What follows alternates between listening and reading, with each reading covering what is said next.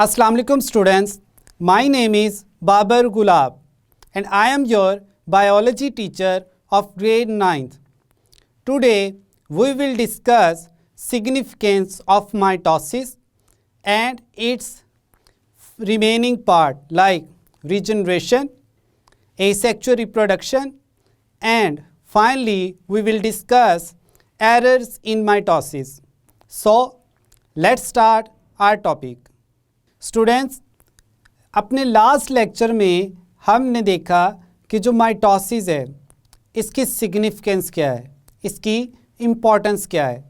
हमने स्टार्ट किया development and growth से और फिर फाइनली हमने एक्सप्लेन किया सेल रिप्लेसमेंट को. डेवलपमेंट एंड ग्रोथ में हमने देखा कि कैसे जो कंप्लीट ऑर्गेनिज्म है वो एक सिंगल सेल से डेवलप होता है. उस सिंगल सेल को हमने कहा ज़ाइगोट. फिर हमने आपको ये भी बताया कि जो ज़ाइगोट है वो कैसे बनता है. हमने बात की कि ह्यूमंस में मेल की तरफ से स्पर्म और फीमेल की तरफ से एग्स ये फ्यूज़ करते हैं through the process of fertilisation और इससे एक सिंगल डाइप्लॉइड सेल प्रोड्यूस होता है जिसको हम कहते हैं ज़ाइगोट. अब ये ज़ाइगोट जो है ये डिवाइड करता है और मैस ऑफ सेल्स बनाता है, इससे एम्ब्रियो बनता है. अब ज़ाइगोट जो है वो डिवाइड करके एक कंप्लीट जो बेबी है वो बना देता है, यानी ह्यूमन बेबी प्रोड्यूस होता है. अब इसमें सारे के सारे जो ऑर्गन्स हैं वो बन चुके, स्किन बन चुकी, बोन्स की जो डेवलपमेंट थी वो कंप्लीट होगी. अब ज़ाइगोट से कंप्लीट ह्यूमन बेबी तक बनने का जो प्रोसेस है इसको हम कहते हैं डेवलपमेंट, यानी डेवलपमेंट का जो प्रोसेस था वो कंप्लीट हो चुका. आफ्टर दैट जो ग्रोथ है वो स्टार्ट हो जाती है, यानी जो ऑर्गेनिजम्स हैं उनकी हाइट इंक्रीज़ होती है, उनका बॉडी मास जो है वो इंक्रीज़ करता है. तो ग्रोथ जो है वो कंप्लीट ऑर्गेनिज्म की लेंथ वाइज या विड्थ वाइज इंक्रीज जो है उसको हम कहते हैं. अब हमने देखा कि जो सेल रिप्लेसमेंट है ये भी माइटोसिस की वजह से ही पॉसिबल है. हमने इसमें बात की एपिथेलियल सेल्स की या epithelial lining of the digestive system. हमने बात की कि डाइजेस्टिव सिस्टम में जो एपिथेलियल सेल्स हैं वो कंटिन्यूसली रिमूव होते रहते हैं. फिर इन सेल्स को बनाने के लिए, मतलब जहाँ से सेल्स रिमूव हुए वहाँ पर न्यू सेल्स आते हैं. अब वो न्यू सेल्स जो हैं वो कहाँ से आते हैं? वो न्यू सेल्स एपिथेलियल के बाकी जो सेल्स हैं माइटोसिस के थ्रू डिवाइड करके प्रोड्यूस करते हैं. So in this way mitosis plays an important role in cell replacement. फिर अब जो नेक्स्ट पॉइंट है हमारे पास वो है regeneration. Regeneration is also possible just because of mitosis. अब कुछ ऑर्गेनिजम्स हैं जिनमें अगर उनका बॉडी पार्ट जो है वो लॉस्ट हो जाए तो वो उसको दोबारा से जनरेट कर लेते हैं. लाइक सी स्टार जो है, सी स्टार का अगर एक आर्म जो है वो कट कर दिया जाए तो वो अपने उस आर्म को दोबारा से रीजनरेशन के प्रोसेस के थ्रू डेवलप कर लेती है. लेकिन क्वेश्चन ये है कि रीजनरेशन में कौन सी सेल डिवीजन जो है वो इन्वॉल्व है? So the answer is mitosis. Mitosis plays an important role in regeneration of the lost arm of sea star. अब सी स्टार्स के जितने भी आर्म्स हैं इनमें रिप्रोडक्टिव स्ट्रक्चर्स प्रेजेंट होते हैं और डाइजेस्टिव स्ट्रक्चर्स भी. That's why sea star is able to regenerate its lost body parts. अब क्वेश्चन यहाँ पे ये है, क्या ह्यूमंस में भी रीजनरेशन का प्रोसेस होता है? अगर प्रीवियस कंसेप्ट्स को देखा जाए या लेक्चर्स को आप रिमाइंड करें तो हम इससे मिलती जुलती कुछ बातें कर चुके हैं. जैसा कि हमने कहा कि लिवर के जो सेल्स हैं वो अगर डैमेज हो जाएं तो जो रिमेनिंग लिवर सेल्स होते हैं वो डिवाइड करते हैं through the process of mitosis and they form new liver cells. This process is also known as regeneration of the liver. इसको हम लिवर की रीजनरेशन एबिलिटी भी कह सकते हैं. इसके अलावा हमने बात की थी किडनी सेल्स की, कि किडनी सेल्स में भी जो न्यू सेल्स हैं वो माइटोसिस के प्रोसेस के थ्रू बनते हैं. अब हमारे पास एक और एग्जांपल है जो है एपिथेलियल सेल्स की. एपिथेलियल लाइनिंग्स जो मोस्टली स्किन में प्रेजेंट होती है ह्यूमंस में. तो ह्यूमन की जो स्किन सेल्स हैं they also have the ability to regenerate in this aspect. मतलब कि अगर स्किन सेल्स जो हैं वो डैमेज हो जाते हैं तो न्यू जो सेल्स हैं वो माइटोसिस के थ्रू डिवाइड करके प्रोड्यूस होते हैं. अब हम देखते हैं asexual reproduction. Asexual means two parents are not involved in this reproductive method, यानी इसमें दो पेरेंट्स इन्वॉल्व नहीं होते. एसेक्सुअल रिप्रोडक्शन में जो सेल्स हैं वो माइटोसिस के थ्रू ही डिवाइड करते हैं. एक सेल से फर्दर 2 डॉटर सेल्स जो हैं वो प्रोड्यूस होते हैं. अब इसकी हमारे पास जो एग्जाम्पल है वो है हाइड्रा. हाइड्रा जो हैं इनमें लेटरल साइड्स पे एक बड डिवेल्प होती है सबसे पहले. इस प्रोसेस को हम कहते हैं budding. Means hydra asexually reproduce through the process of budding. Hydra की जो लेटरल साइड्स है यानी उसकी जो साइड्स हैं उन पर एक छोटा सा मैस डेवलप होता है. सेल्स डिवाइड करते हैं और एक मैस बनाते हैं. उस मैस को हम कहते हैं बड. और ये बड इलोंगेट करके एक कंप्लीट हाइड्रा जो है वो डेवलप कर जाती है. फिर ये जो हाइड्रा है ये अपनी पेरेंट बॉडी से, मतलब जिस हाइड्रा से ये डेवलप हुई है ग्रोथ, उससे सेपरेट हो जाता है और इन्वायरमेंट में दूसरी जगह पर ये फिर ग्रो करता है. तो ये है बडिंग का प्रोसेस. अब बडिंग में जो सेल डिवीजन है वो माइटोसिस के थ्रू ही होती है.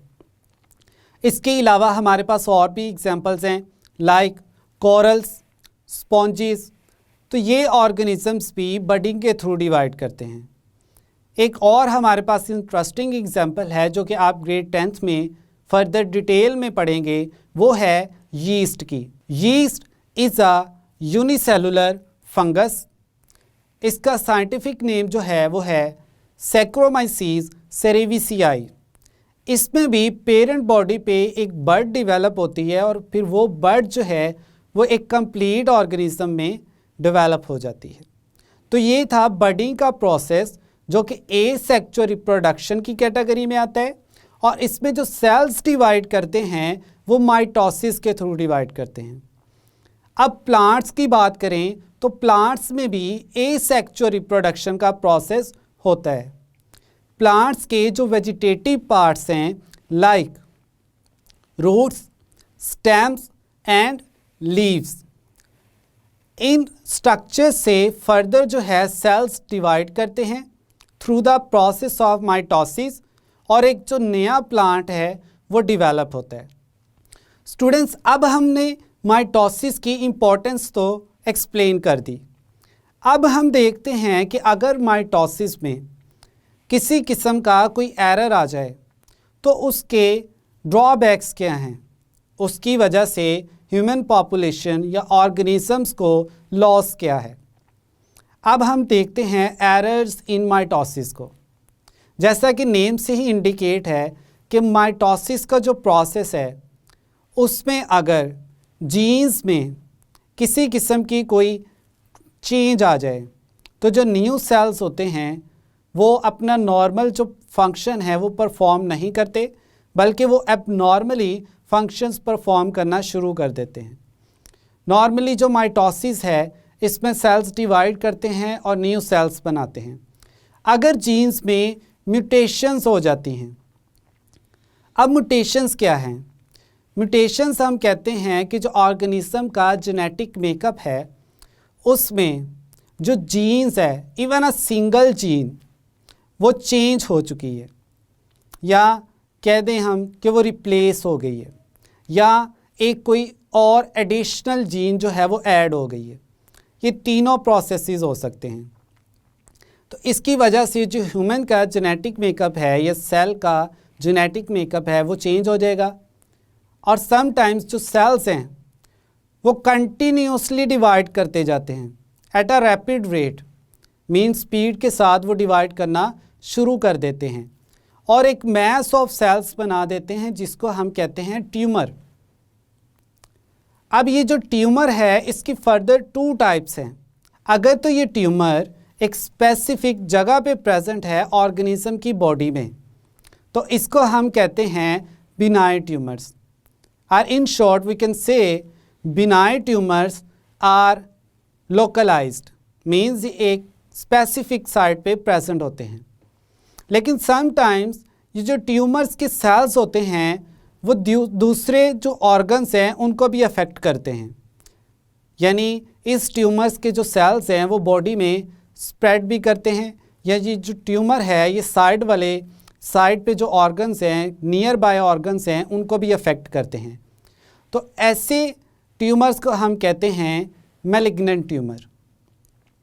अब जो मैलिग्नेंट ट्यूमर के सेल्स हैं वो पूरी बॉडी में स्प्रेड कर जाते हैं और डिफरेंट साइट्स पे पहुंचकर ऑर्गन्स को अफेक्ट करते हैं। तो ट्यूमर से सेल्स का बॉडी में स्प्रेड होना और फिर डिफरेंट ऑर्गन्स पर पहुंचकर उनको अफेक्ट करना, this condition is known as metastasis. Mostly जो मेटास्टेसिस है उसमें अगर कोई एक ऑर्गन अफेक्टेड है, फॉर एग्जांपल ह्यूमन के रिप्रोडक्टिव स्ट्रक्चर से एसोसिएटेड एक ग्लैंड है जिसको हम कहते हैं प्रोस्टेट ग्लैंड। अगर प्रोस्टेट कैंसर है किसी भी मेल को, तो ये जो प्रोस्टेट ग्लैंड के सेल्स हैं ये डिवाइड करते हैं और इसमें जो ट्यूमर के सेल्स हैं वो पूरी बॉडी में ब्लड सर्कुलेशन के थ्रू स्प्रेड करते हैं और स्प्रेड करके फाइनली ये बोन्स को जाके अफेक्ट करते हैं, यानी बोन्स तक स्प्रेड हो जाते हैं। तो इस तरह के कैंसर को हम कहते हैं metastasized cancer, prostate metastasized cancer, and it is the final stage in case of cancer, a term for disease in which abnormal cells divide without control and can invade nearby cells. Cancer जो है अगर वो localised है, एक specific organ में है और अभी वो स्प्रेड नहीं हुआ, so it is possible to treat such type of cancer or tumor like benign tumor.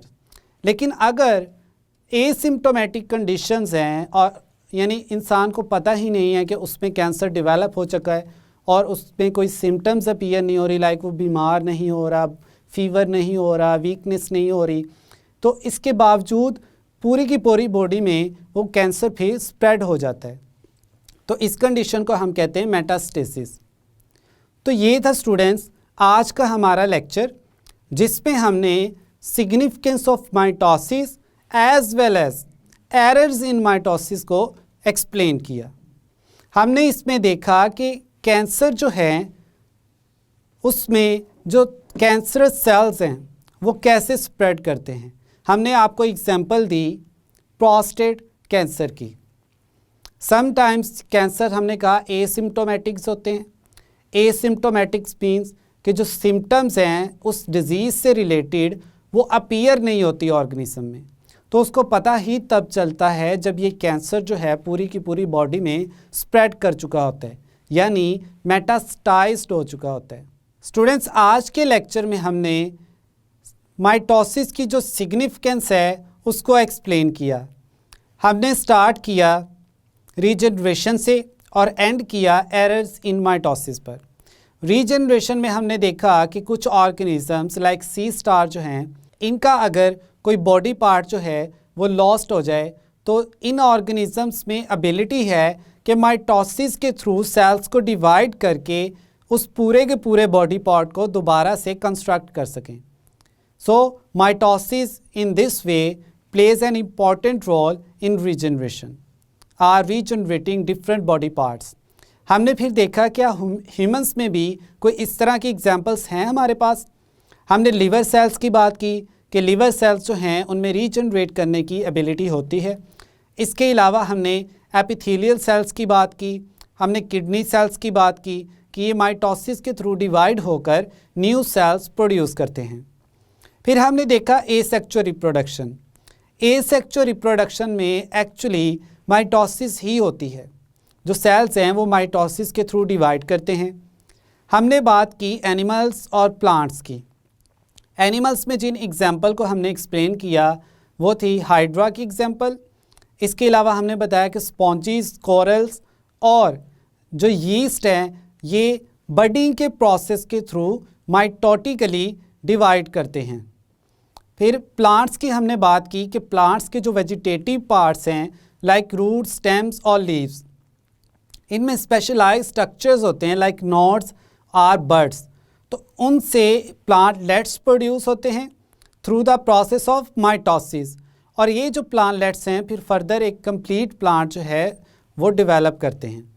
तो ये तो था asexual reproduction in animals and plants. Finally we discuss errors in mitosis, यानी माइटोसिस की वजह से लॉसेस कौन कौन से हैं, जिसमें हमने देखा कैंसर को, या हमने बात की ट्यूमर की कि ट्यूमर जो हैं वो कितनी तरह के होते हैं. हमने कहा कि ट्यूमर्स जो हैं वो दो तरह के होते हैं, एक बिनाई ट्यूमर और दूसरा मैलिग्नेंट. बिनाई की हमने बात की कि अगर जो ट्यूमर फॉर्मेशन है सेल्स रिपीटेडली डिवाइड करके एक मैस ऑफ सेल्स बना रहे हैं और वो मैस जो है ये ट्यूमर जो है वो एक स्पेसिफिक साइट पे ही है, अभी स्प्रेड नहीं हुआ बॉडी में, तो उसको हम कहते हैं बिनाई ट्यूमर. लेकिन अगर उसी ट्यूमर के जो सेल्स हैं वो नियर बाय ऑर्गन्स को अफेक्ट करना शुरू कर दें तो उसको हमने नाम दिया मैलिग्नेंट ट्यूमर. एंड फाइनली हमने देखा कि अगर मैलिग्नेंट ट्यूमर के जो सेल्स हैं वो बॉडी में डिफरेंट ऑर्गन्स को जाकर अफेक्ट करते हैं via moving through the blood circulation, तो उसको हमने कहा कि इस कंडीशन को कहते हैं मेटास्टेसिस. यानी अब जो कैंसरस सेल्स हैं वो पूरी बॉडी में डिफरेंट ऑर्गन्स की तरफ स्प्रेड कर चुके हैं. तो ये था स्टूडेंट्स आज का हमारा lecture. I hope now you have a clear idea about significance of mitosis. मिलते हैं नेक्स्ट लेक्चर में. अल्लाह हाफिज़.